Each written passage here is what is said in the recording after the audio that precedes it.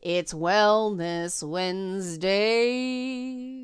It's Wellness Wednesdays, and this may be a tough one for a lot of people because we're just, right down the middle. We're going to talk about how to spot abuse.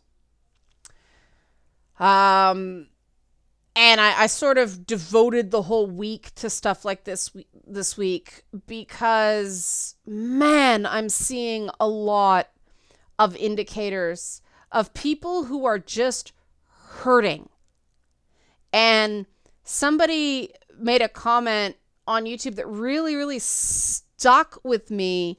He said that I realize I'm like snappy or snarky, or I don't remember, with you because the people I really want to object to don't allow me to respond. And I assume that was like comments disabled and stuff like that. And I respected so much that moment of clarity, but I hurt so much for that person. Like the fact that somebody is walking around with so much pain and so much helplessness that they just had to yell at somebody who would let them.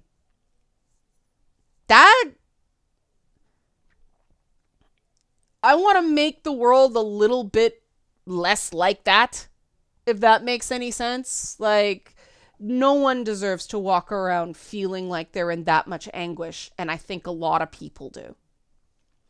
And it's because abuse is rampant in the world today. We're in this weird place that in a lot of ways we live in the most just time we ever have in terms of human rights and reduction of poverty and so on and so forth. But we also live in a time where a lot of different sources of intergenerational or multi-generational trauma are coming home to roost. And it means we're hitting a point where we can't run from the abusive behaviors we were taught anymore. And a lot of people are still trying to run. And it means they're hurting a lot of people. If you appreciate this sort of content, help support this channel, become a monthly patron, patreon.com/LeannaK. I mean, one of the big obvious examples, right, is on the internet when people on the internet just announce that someone is a racist or is a sexist or is a homophobe instead of focusing on, well, what you said was racist, what you said was homophobic, what you said was sexist. No, they proclaim the entire individual to be something. And I mean, okay, this has been going on since the 70s. It's just, it's snowballed by this point.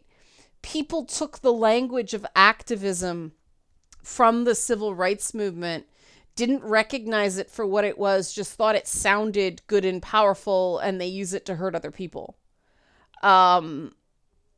People no longer recognize that the world was much smaller then, that, various figures in the civil rights movement and the women's rights movement, they were deliberately being inflammatory and offensive because they were rebelling against respectability politics. The difference between them and the people who are just copying them is the fact that they knew what they were doing. They didn't expect to, say something inflammatory like that and then sit down for a pleasant civil conversation with someone where they'd get a hearing. They had given up on getting a hearing. They thought the only way to be heard is if they were just so loud that third parties would, third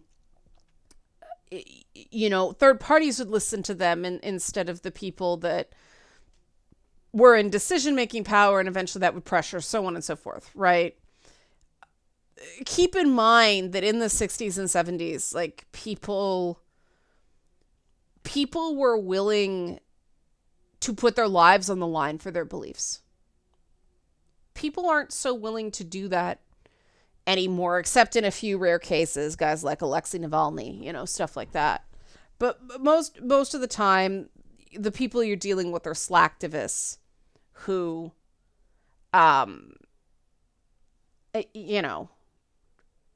just want social points. They don't really give a shit. They want to be seen as good people without doing the work, right? Because their souls are empty inside. That's cold comfort when you feel empty inside because you've been so beaten up. And again, I'm just super overwhelmed at how many people just seem so beaten up. And maybe that's because it's gaming. We all come from backgrounds of bullying. I know I'm exhausted by it. In some ways, every cancellation I go through becomes easier because it's like, as you get older, you end up with more stuff.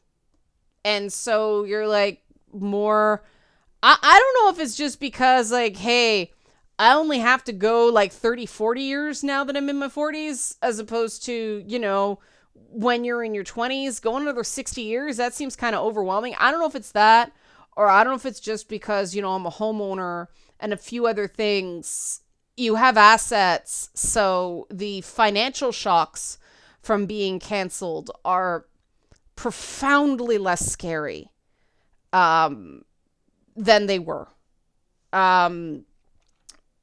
But part of it is as you get older, you do more and more work on yourself, right? And I really do think that the core of this whole fear of cancellation, I still hate that term. And you know why I hate that term? Because it's just a label. Like, let's face it. What everybody's really afraid of is being victimized, is being beaten up, bullied, abused again, and not be able to do anything about it. That's what seems like is at the core of the fear, the core of the trauma. And this is not an academic exercise for a lot of people. This is something they've already experienced once and never want to go through it again. And every time they see somebody beaten up in the public square, struggle session style, they have that like PTSD response. They're reliving their own trauma because they feel so much empathy for that person being drubbed in the public square. And the more unjust it feels, the more trauma that dredges up. I think that's the reason a lot of people felt so strongly with the Gina Carano thing. Because even those of us who, didn't agree with some of the choices she made, it wasn't worth the punishment did not fit the crime. So what? She's got opinions on stuff. I personally think the whole handling of regular people's political views is wrongheaded. It's one thing to criticize political leadership for spreading stuff they probably know isn't true. It's another thing entirely to blame someone for, especially older people who generally have greater trust in media than people. All have their trusted sources for media. Okay, no matter how cynical people claim we are, we all have things. We turn it on, we watch them. If somebody says it, we're inclined to believe them. So, it's not somebody's fault. They turn on the TV, see a very official looking news broadcast, and they get their head full of shit because the news broadcast they're watching happens to be Fox News, right?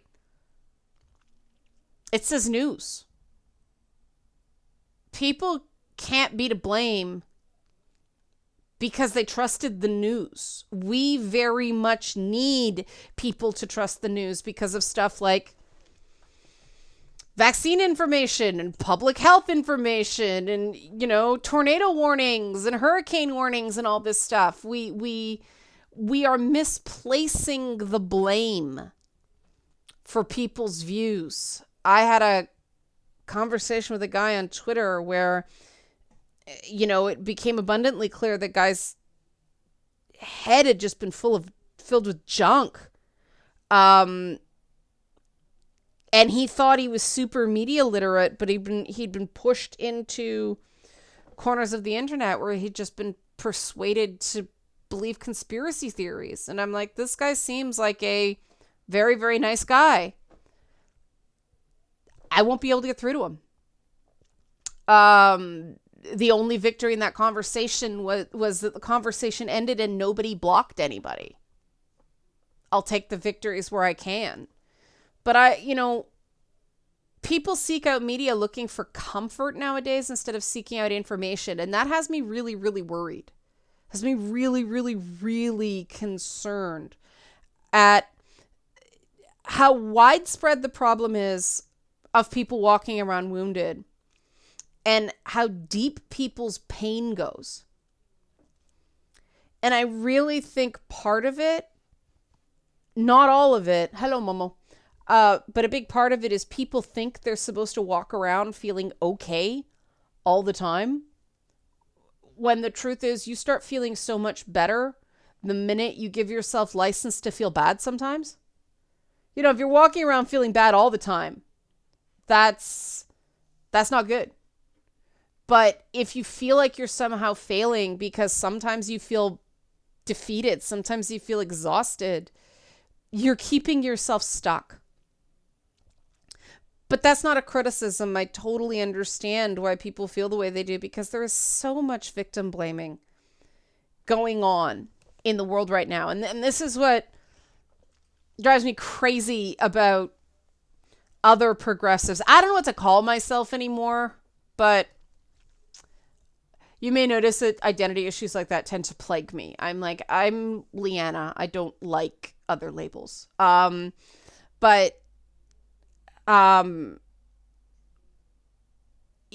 People lecture other people on victim blaming, and yet they don't use that awareness as a check on their own behavior.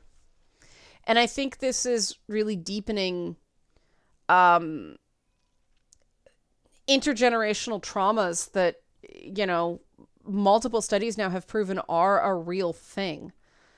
And so it's safe to assume everybody's probably got something at this point. I don't know why people don't assume that everybody's got something. They seem to go after people as if they assume that the other person's life is just perfect, as opposed to everybody got something.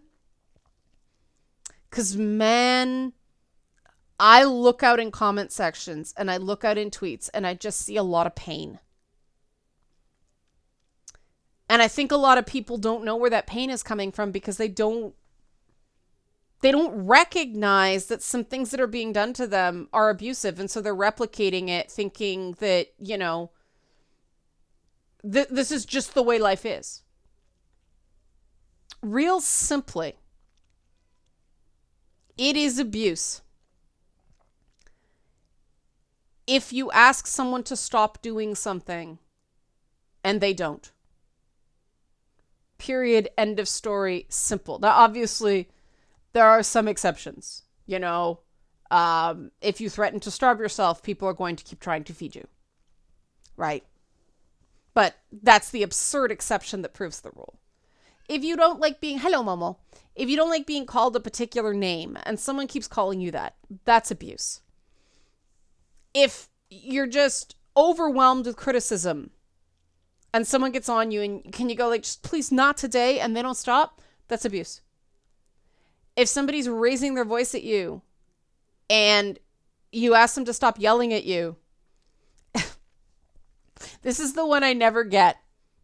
Look, can you just take it down a peg? Just stop yelling. I'm not yelling.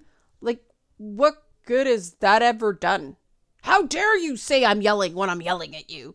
You know, like, but it's probably what mommy or daddy did to them, right? That's normalized for them. And it's really hard to break patterns of normalized behavior. It helps to start recognizing things you don't like and working from there. Yes, Momo, it's very hard to do that process if you're not willing to admit you don't like anything in the first place. And Momo's not happy with me. Hang on, I'm going to get Momo. Be right back. Get Momo. Bless you, Momo. Come on, Momo. You don't like being ignored. See, Mommy stopped ignoring me. And so I stopped ignoring Momo because I love Momo and I do not want him to feel neglected. Here is Momo. Right, Momo? This video took a really weird turn just now. But here we go. This is why we do them breathless. Yeah. Okay. So that's a real simple one. But it's amazing, first of all, how much it makes you a better communicator when you apply that standard of just asking, can you please stop? Now, some of you may be getting a tension in your stomach about the idea of asking someone to stop because you've done that in the past and it didn't work.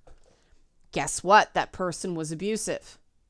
What you do when you do that, like, look, can you just dial it down? Can you just like slow down and take it on yourself? Like, I'm feeling overwhelmed. Can we just slow down instead of you're going too fast, slow down, you know?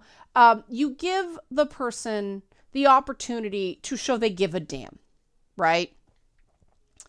Now, a lot of us are afraid of finding out a person doesn't give a damn, but if there's one thing I've learned in my life, it's better to find out sooner than later that that's so, because at least then you know where you stand. And like I said, a lot of you probably feel hesitant to say, look, can you just not do that right now? Or can you not do that as much? You know, if somebody mocks you for that, that's abusive. Like, it is. No, really, it is.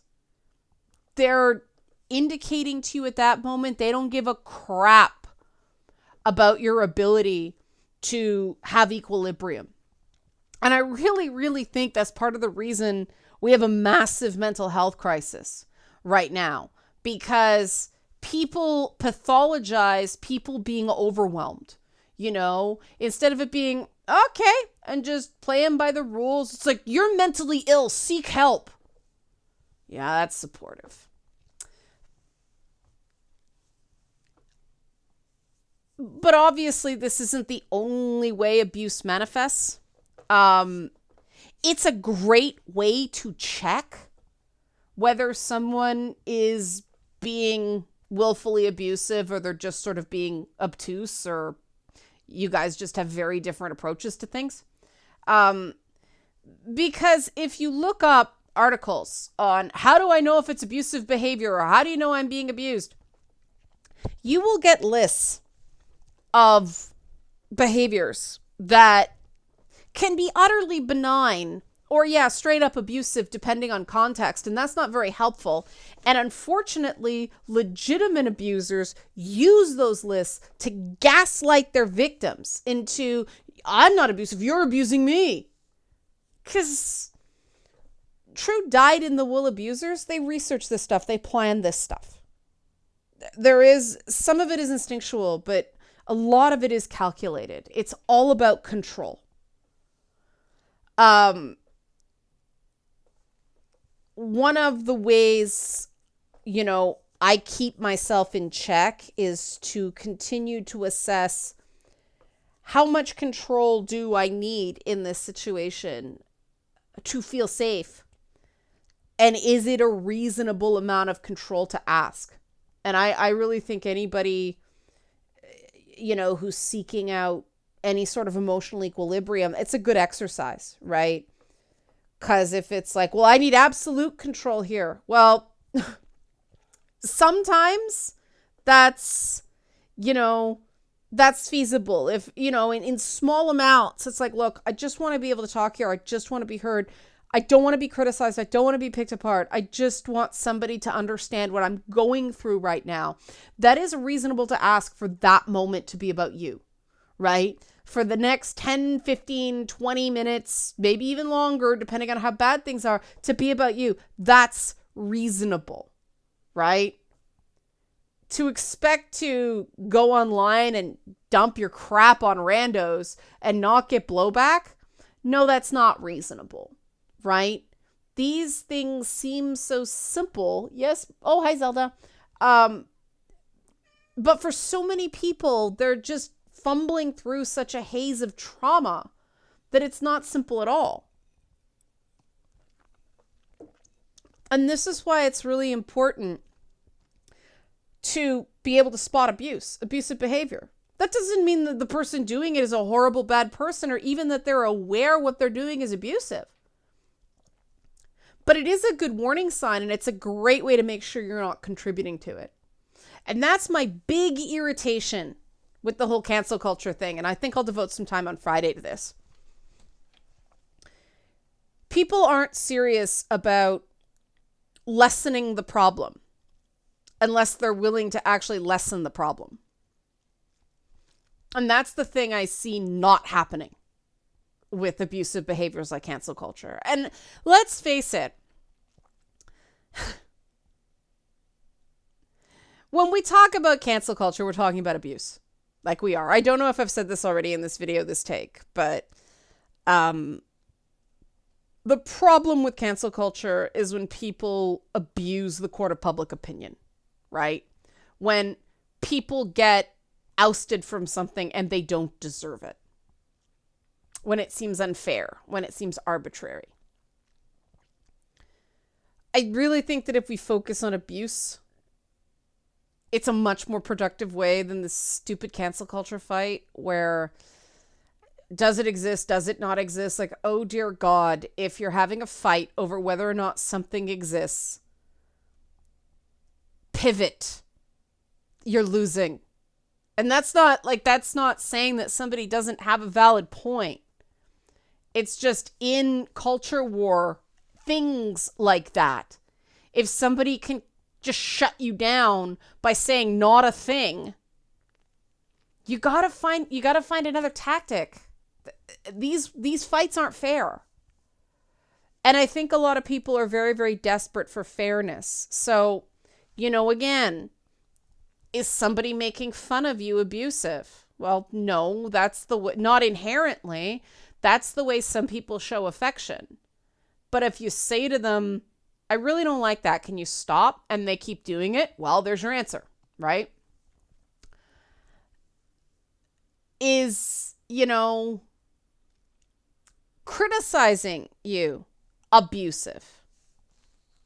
Not necessarily. Again, if it's in moderation and it really is, productive, then that's good. That's a mark of a healthy relationship. But and a lot of people's parents do this, when you can, will you just stop right now? And they don't. They just keep, the Yiddish is hucking you. They keep hucking you. That is trying to wear you down. We call that nagging, but it's a form of emotional abuse. It's not cool. There are better ways. If it is a question of a rule in the house, if it's a question of setting boundaries, there are much more effective ways of communicating that than nag, nag, nag, nag, nag. Hello, Zelda.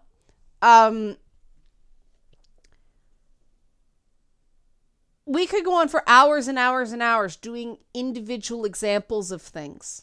And that's what makes this stuff so difficult. I do not want to get into that game, because abusive people manipulate that game. And that's really the issue with this stuff online. It keeps coming down to fairness, to the arbitrariness, to control, to all these things. We're circling around abuse. We're circling around abuse. Online environments are too easy for abusers to manipulate, to abuse people. That's what this is really about. And a big reason for that is we collectively are shitty at recognizing abuse for what it is. I mean, that's one of the reasons I got canceled one time is because I stood up to abuse. No, really, I got run out of Toronto fandom. I got run out of Toronto fandom. I got run out of Winnipeg fandom. Eventually, Winnipeg fandom recognized I was right, but I reported someone and, oh, you're just making trouble. And then 20 women came forward. Toronto fandom is still ongoing, but I'm seeing cracks in it right now. But, I think that because it's happened so many times, at this point, I'm like, whatever. Okay, that door closes, another opens. One of the things that gives emotional abusers power is this feeling that you can't leave. If you can't leave, you can't set a boundary. And that's what makes, stuff like workplace abuse or school bullying especially bad. They've best practices indicate that in really bad cases of school or work bullying, the only thing you can really do is change school or jobs. Easier said than done a lot of the time, right? People don't like hearing you may have to change your environment because it feels like you're letting them win. That survival horror games help me with that a lot. Because in a survival horror game, right, something like Outlast or was it an Evil Within expansion where you're being chased by like a big bloody lampshade guy and you didn't have a gun, so all you had to do was sort of hide or evade and event. Like the goal in a survival horror game is to get out of the mansion, to survive the night, to, even if you have a weapon in a lot of survival horror games, the evil coming after you is so overwhelming. The idea is to get through, not to fight back and win, right? That's a good way of reframing your experience with abuse. It's not an action shooter. It's survival horror. The objective is to get out.